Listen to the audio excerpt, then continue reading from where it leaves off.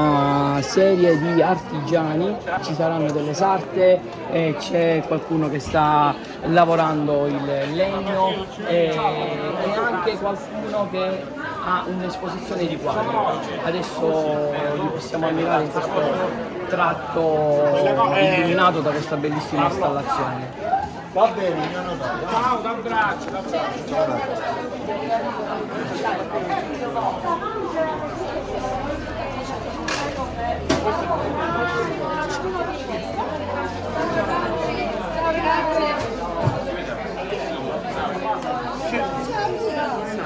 Io guardavo invece che io annuncio, sarà sì, quello infatti che ho guardato.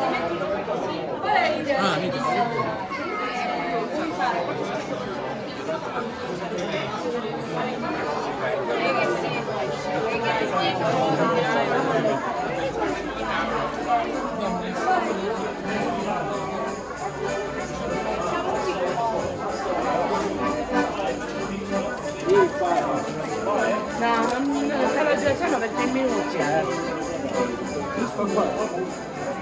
Allora, ci parli della sua arte, di cosa sta facendo? Qua sto facendo col fil di ferro, sto facendo col classico fil di ferro da carpentiere, sto facendo questi alberelli. Ma da cosa si inizia? Da cosa si parte? Si parte da una base col fil di ferro a misura come uno vuole e poi si scioglie, si fa una base di piombo. Vi faccio vedere magari. Si scioglie, si forma una base.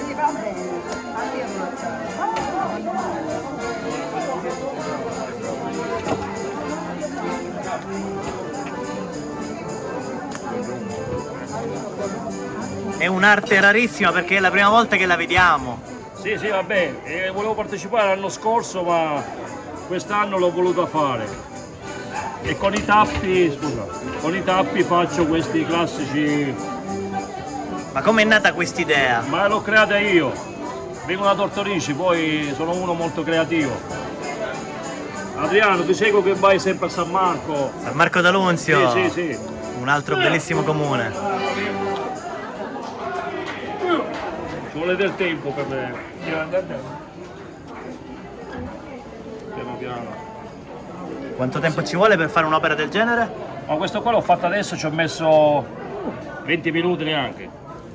Se fai una cosa di più grande, diciamo, ci metti di più.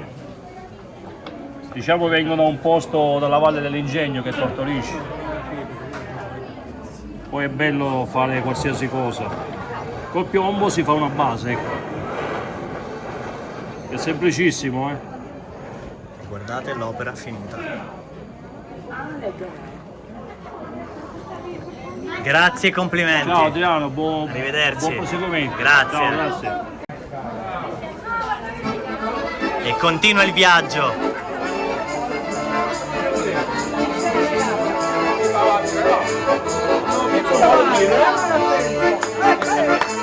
No,